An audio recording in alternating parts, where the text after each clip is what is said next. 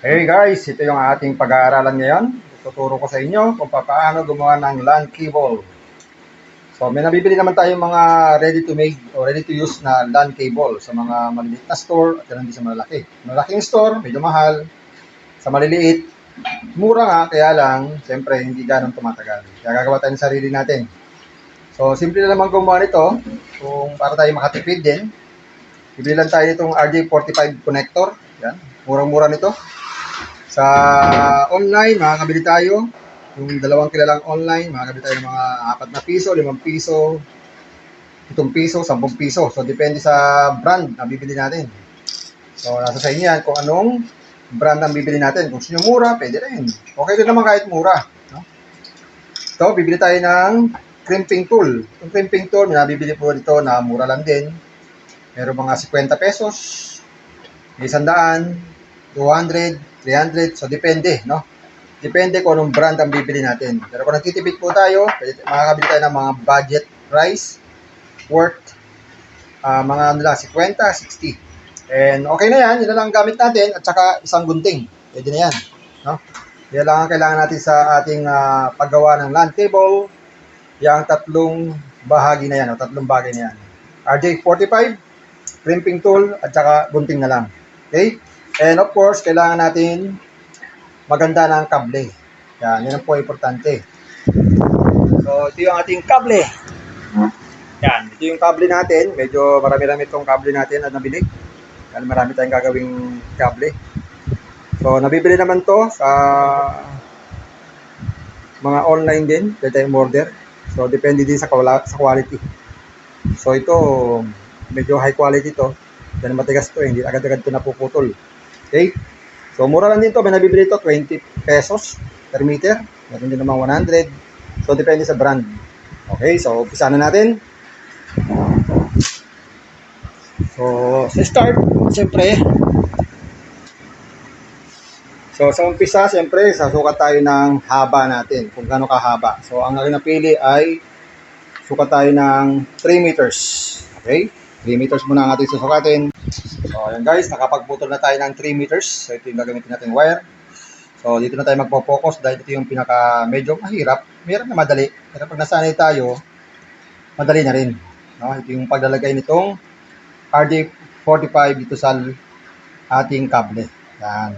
So, for the meantime, ang gagawin natin, susukatin natin yung ating splice na kable. No? So, be sure na pasok po ang ating kable dito sa RJ45. So, pag susukat niyan, dapat po ganyan lang. Oh. Ganyan lang po kahaba ang ating magagamit na wire dyan. Okay? So, kalahati niyan, siguro mga 1 inch to di ba? O 1 inch. Kalahati ng 1 inch dapat naka-splice. Okay? 1 inch dapat naka-splice. Okay, gawin na natin. Okay. So, gamit po ang ating crimping tool. Ating pong i-splice itong kable. Okay, panawarin po natin. So, sa paggamit ng crimping tool, sa dulo po tayo maglalagay. Kalahati. Tapos, ikutin po natin itong crimping tool. Paikot. Yan. Isang ikot lang po. Ayos na yan. Yan, manipis lang po ang ating wire. Pag hindi po tumagos, gamit po tayo ng gunting at be sure na hindi mapuputol ang loob ng mga wire. Yung 8 wires na yan. Okay? So, sa mga baguhan, siyempre, mahirapan, kagaya nito, inaalalayan natin. So, alalay lang po tayo. Huwag tayong bigla-bigla. Kasi pag pinutol po natin ng biglaan yan, sayang. Ayan, na-splice na po. Ngayon, gagawin natin ay ating iaayos ang mga wire na yan. So, iayos natin. Merong color coding po yan. Sige, ating pong ibubuka muna. Yan. Meron po tayong 8 wire sa loob nitong LAN cable. At meron ding, nakita nyo dito, di ba? Pag medyo mahal yung ating kable, meron siyang pampatigas. Ayan, nakikita nyo. So, ang ginagawa natin dyan, pinuputol na rin natin yung pampatigas na yan. Pero yung iba, hindi na pinuputol, pero ako pinuputol kasi hindi ipasok yan eh. Yan, putol lang natin yan. Be sure na hindi mapuputol po yung mga wire natin. Yan. So, meron po tayong 8 wire dito. So, pakita natin yung 8 wire na yan. So, iba-iba kulay niyan. Meron niyang stripe orange, may orange, merong stripe green, meron ding green, o solid green, meron ding stripe blue, at solid blue, at ganoon din stripe brown and solid brown. So, yun po yung mga kulay niyan. So, may arrangement po yan bago po ipasok sa RJ45 na connector. So, yan. Papakita sa inyo ng ating technician kung anong arrangement ng wire. Okay, so ayun na, ayos-ayos na po niya yan. So, ang arrangement niyan ay stripe orange, solid orange, stripe green, tapos blue, solid blue, tapos stripe blue, solid green, at pagkatapos po nun ay stripe brown, at saka solid brown. Yan po yung arrangement. So, papakita natin pag maayos na yung kanyang pagkakagawa. Close up natin. Okay na ba, boy? Okay na. Yan natin. Okay, close up natin. Yan. Yan po yung arrangement ng wire. Oh. Yan. May mga kulay po yan. Yan. Nakita nyo? Yung una po, okay, babalikot.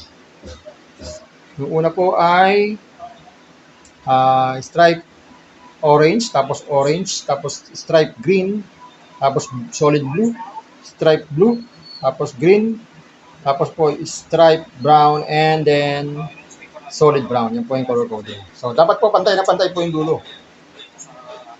Yan. Pantay na pantay po yan dapat. Kasi pag paliguli ko po yan, hindi po yan papasok ng maayos sa ating RJ45 connector. Kaya ito po ating technician, nagkakapantay-pantay na po. Diba? Kasi pag yan ay tabingi o hindi pantay, doon po nagkakaproblema ang ating cable. Bibili na naman po kayo ng RJ45 connector. Sayang naman. So, be sure na tama na po ang ating ginagawa para po maayos. Okay? Yan. Nagkakaayos-ayos po ng ating technician. Nagkakapantay-pantay. Yan. So, maayos na po. Kaya natin lagay sa connector. Kung ano pong arrangement sa kabilang dulo, ganun din po sa kabilang dulo. Kung paano nyo pinasok sa RJ45, ganun din po ang pasok sa kabilang dulo. Okay, hindi pwedeng bali-baliktad. So mukhang nakapantay na niya.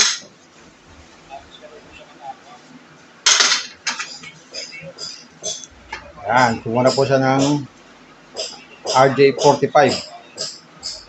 So, ipapasok na po niya. So, sinisigurado lang niya na pantay-pantay. Yan. So, dapat talaga po ay pantay na pantay. Huwag magkakamali sa pagpasok. Dahil pag nagkamali, sira ang ating internet. Ayan. So, dapat pantay na pantay po para pagpasok, diretso. Yan, naipasok na po niya. So, once na ipasok po natin yan hanggang dulo, be sure na umabot po ng hanggang dulo. Umabot po yan, sabihin tama po ang gawa natin. So, pag naipasok po natin, double check ang mga kulay-kulay. Kung walang nagsama, yan. Kung walang nagsama na wire, at tama pa rin ang arrangement ng kulay. Sinisigurado po ng technician natin na pasok talaga. Yan. So, okay, pasok na siya. So, double check natin yung mga kulay kung tama. Yan, tinitingnan po niya. So, okay na ba, Brad? Okay. Okay na. So, gagamitin na natin yung crimping tool. Dito tayo. Yan, sa paggamit po ng crimping tool, simpleng-simple naman.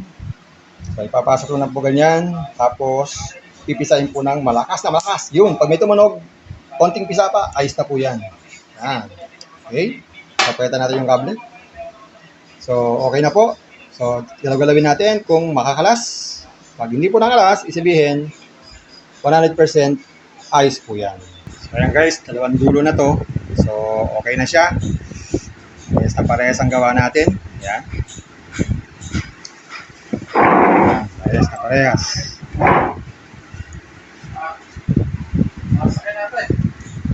Yan. Ayan guys, okay na. So, makita natin, parehas na parehas ang kanilang coding. So, yan po ang tama. No? Kasi pag sa kabilang dulo ay iba yung arrangement niya, hindi gagana po yan. Okay? Ngayon, tetestingin natin. Dahil tayo po nasa bahay lang, wala tayong pan-testing. Para pa-testing po natin yan, ididirekta na po natin sa ating computer. Pag gumana sa ating computer, nagkaroon ng internet, sabihin, tama po ang gawa natin. Pag hindi po gumana, ulitin lang po ang procedure. So, ganun lang guys. So, ganyan lang kasimple ang paggawa ng LAN cable. Okay? Simpleng-simple, napakabilis, napakadali, at napakamura. Hanggang sa muli, at sana natuto kayo. Bye-bye na!